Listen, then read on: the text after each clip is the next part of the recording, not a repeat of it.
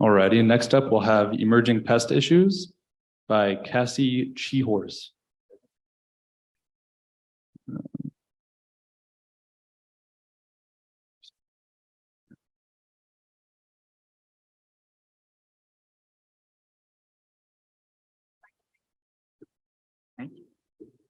If I hit this button,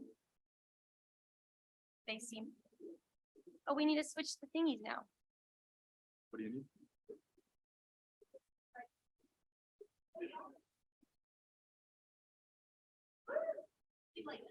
Okay.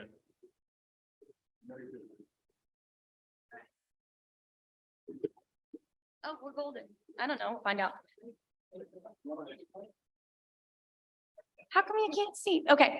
Hi, y'all. For those of you in the back, you can come in and sit down. It's about 20 minutes, so you can handle yourselves that long. My name is Cassie Chihorse. I work for the State Department of Agriculture.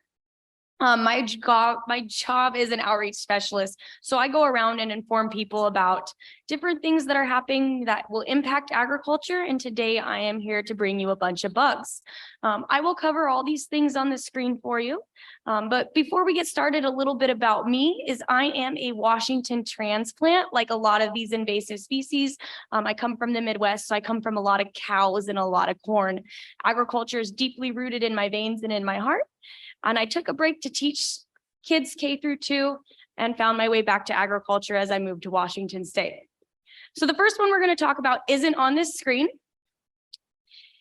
Does anyone know what it is? This is the spongy moth. Y'all might know it as gypsy moth. And the problem with this isn't exactly when it's in its moth form, it's actually when it's in the caterpillar form. And that is because it feeds on over 300 different types of trees and shrubs. Now, throughout the history of Washington, we have surveyed for, and tried to find these moths. We actually placed traps to capture them each year. Last year, we placed over 1,600 traps. And I'll let you know that we did capture 3 of these moths in Bellingham. What this means is sometimes we have to go in and follow with a treatment. However, these moths were captured and removed, and we won't be treating this year. We'll just continue to trap and see if more are caught any further.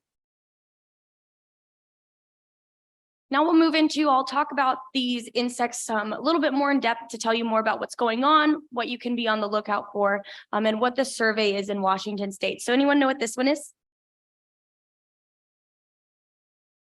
This is the Japanese beetle. So this is a new issue to Washington because it popped up across the mountains in eastern Washington.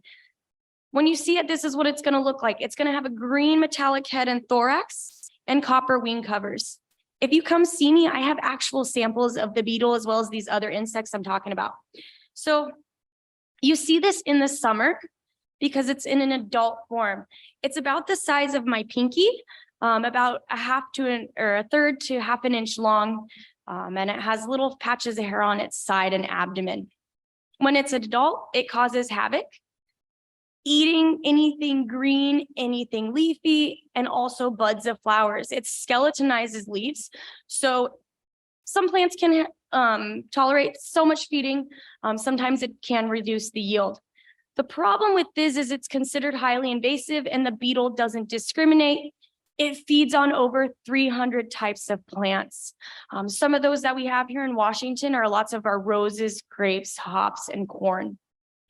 Now, when it's not in the summer and it's not an adult, it's a grub or a larvae below the soil. So we won't see it, but it is active in the spring and in the fall. It's characterized as a white C-shaped grub. It has a brown tan head and visible legs. And remember, it lives below the soil. It's about 1/8 to 1 inch long. The one thing about this grub and other different grubs is they look alike, and you almost always have to get it underneath a microscope to be able to ID it. But if you have beetles around you, you'll be able to ID the grub's destruction. They really like to eat ornamental grass. Right? Below the soil, they'll move around, find this proper soil moisture, content, and feed. So in the spring, people go to water their lawns and they will have brown patches that just will not turn green. In extreme cases, they can pretty much lift the grass up like carpet.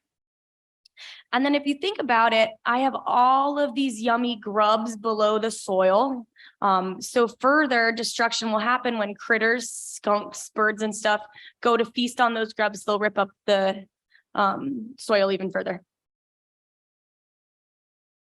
So then when we think about the grub's destruction and how and where it lives, we also want to think about it traveling. So if I have beetle eggs in the dirt or beetle larvae or in the dirt, and it has vegetation in it and that gets moved, you're going to be moving new beetles to new areas. And that also counts with potted plants. So if I move soil with vegetation, I can have adults in new areas. Then in the summer, when we have the adults out and they're eating anything green and leafy or any vegetation like yard waste, if that yard waste is moved, you're moving adult beetles who will then go back to drop some eggs, and then we'll have new beetles again. So they're a really, really good hitchhiker and capable about taking themselves to new places. The beetle is found in the eastern United States and now eastern Washington. So what you can do is if you want to know where it's at in Washington, you go online to the website, right? That's on the screen, the agr.wa.gov/beetles. And on the first page, you'll see this map. Okay, and it's an interactive map showing you exactly where the beetles are, any red diamond. The other thing you might not know is there actually is a quarantine in place to keep these beetles from moving. You see red dots on the screen. We don't want them to leave that square area. So what WSDA is doing is we are placing traps to capture the adult beetles. They're lured into the traps. Anytime you remove an adult, it doesn't have the chance to go back down and lay more eggs. The other thing we're doing is we are applying an insecticide, hiring a contractor to treat grassy residential areas where the beetle is infested. And then again, we'll be continuing on with the quarantine. Anytime you hear quarantine in the terms of agriculture, the idea is to keep that insect contained and to keep it from spreading. So you see the area of red, that's where the beetles are found. We don't want to move things outside of that red area that could move the beetle. So I said Eastern Washington, we're not there yet, but if you ever see this invasive beetle, do you know what you should do? Heck yeah, take pictures and send me pictures. If we can find the beetles and completely remove or eradicate them, we don't have to live with them. So that's going to save us a lot of money in the long run. And there's an email. You can send it to that email. All right. Now, this is going to be the meat of my presentation. We're going to be talking about this thing on the screen, but I will give you a little hornet update at the end. So anybody know what that is? This is spotted lanternfly. Now, this isn't its gorgeous shape and form. It's in the eastern United States, so it's not here in Washington yet, but there are predictions that it will end up here. Now, it's wreaking havoc so much in the East Coast that it has its own SNL clip, right? It's kind of famous, as well as it has some memes. Being here in Whatcom County, what were we just working with and what are we working with now? The hornet, but the joke is the murder hornets failed, release the spotted lanternfly, right? So in all seriousness, it is a very bad pest. And typically, if you see it in its adult form, it has its wings back and it's called spotted lanternfly because what do you notice? It's about 1 inch to ½ inch wide. And I have specimens of it at the booth if you want to see the real thing, okay? It's considered a plant hopper and it's native to Asia. It's also found in China, Bangladesh, and Vietnam. The thing about this is they actually introduced it to Japan and South Korea. And in South Korea, it wiped out and harmed their grapes, right? And also their peach trees. What it does is it's got that big, long proboscis on it. And what it does is it pierces into trees, into vines, and sucks the fluid out. So we all know that plants can tolerate limited feeding, right? But when you have this many spotted lanternflies, you have to think of what it could cause. Here is an example of some of its host plants, but it favors 75 different things. So it could impact almonds, apples, apricots, cherries, grapes, hops, nectarines, oak trees, peaches, pine trees, plums, hardwoods of poplar, sycamore, walnut, and maple. So you see how those lanternflies are on the grapevines here, but I want to show you a video of what causes the destruction after they feed. So if you look towards, can you see my cursor on the screen?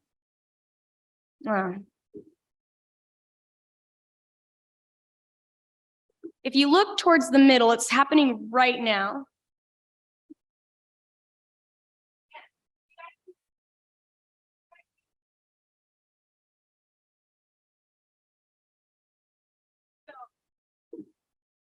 So what was coming out of that spotted lanternfly, and you can look, there's some going on up here. You see a wet leaf here, is it's making a waste product of honeydew. And when that gets on your leaves and when that happens on your vines, it turns into black sooty mold.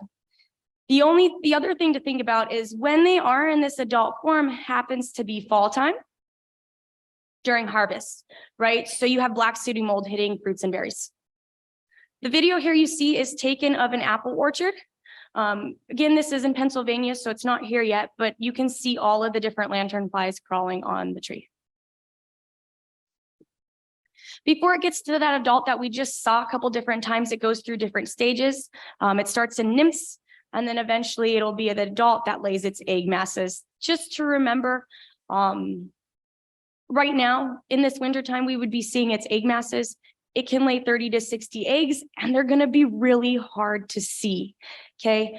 You see the concrete block here, they lay their eggs on any hard substance. They like rust, but there's 3 egg masses on that block. And if you count them all, that's awesome, but it's really hard to see and spot and remove them.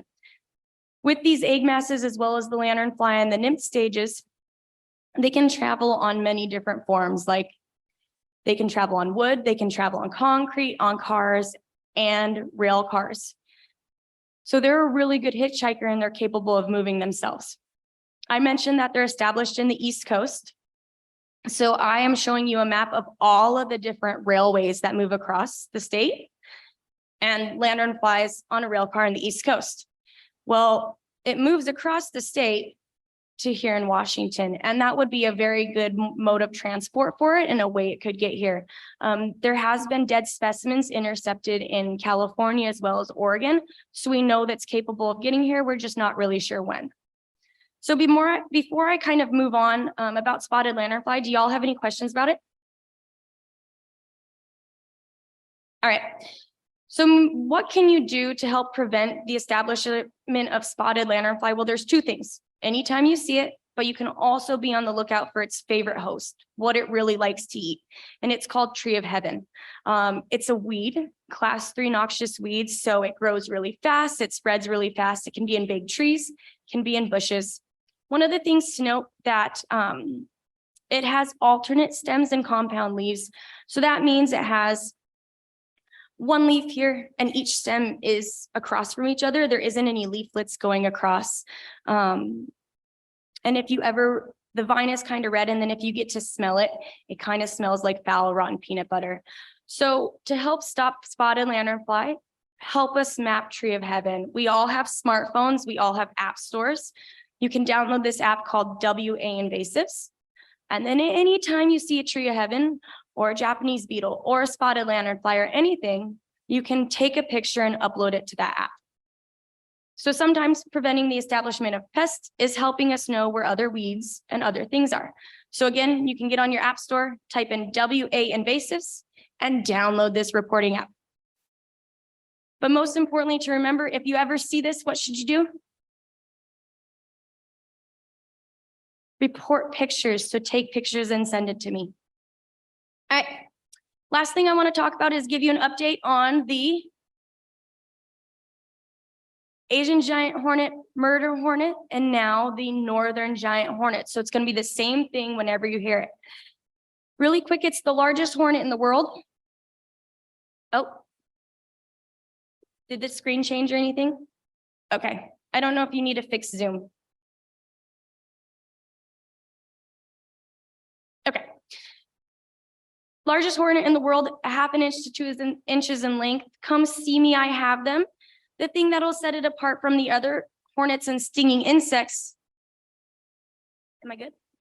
Okay, is its head. It's as big and as wide as its body. So it'd be like me walking around with a giant pumpkin on my head. It just doesn't happen.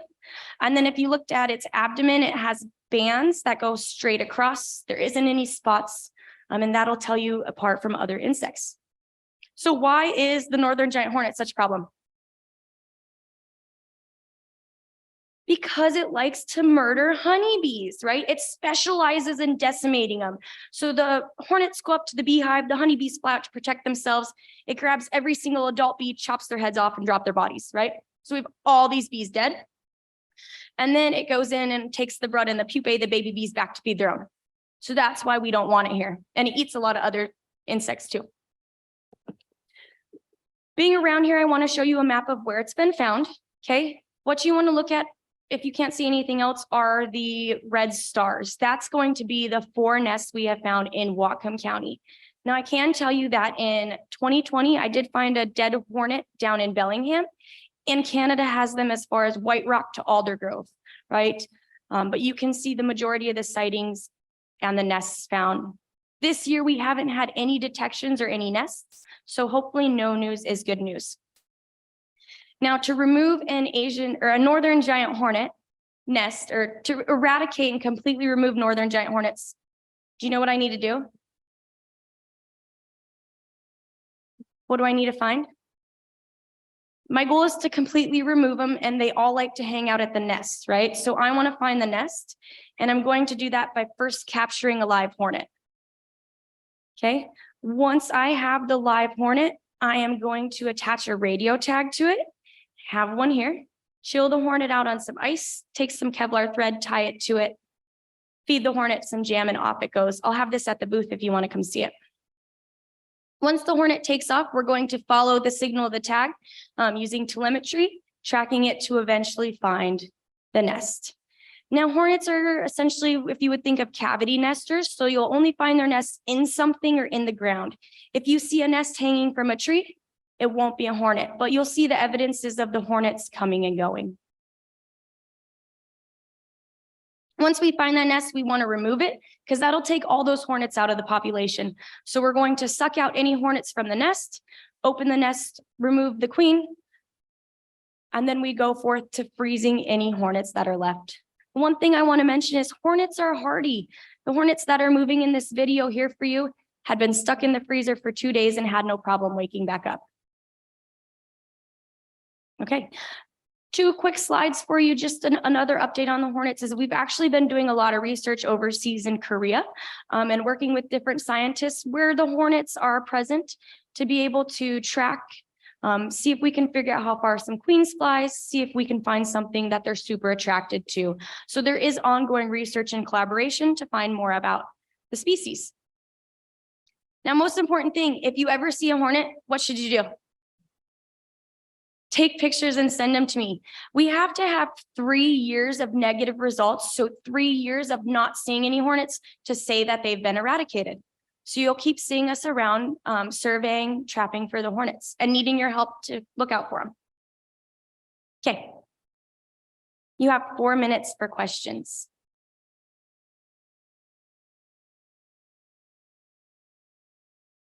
I'm not scary.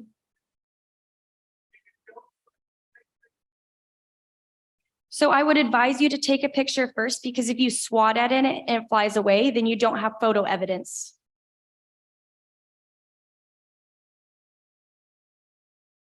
At what? I can read the question. At what? Easiest to kill. What life cycle is the hornet easiest to kill was the question. So the queen will start the nest in the spring, and then she'll lay worker hornets that will be alive throughout the entire summer into the fall. When we hit the fall time, the queen actually starts making new queens. So you think that's good or bad? So anytime we remove a nest before it makes new queens, we're removing an entire population and nothing can move forward. There isn't really a time that they're easier to kill or capture, but once we hit that summer, there's enough hornets out and about for us to be able to find one to tag it. Yeah. There was a question, did Canada find any hornets this year? Canada has not confirmed any sightings.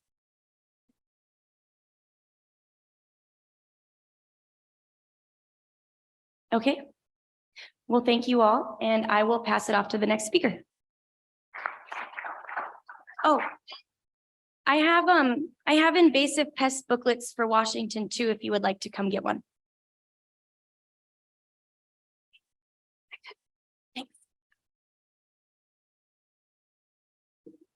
Thank you very much, Cassie.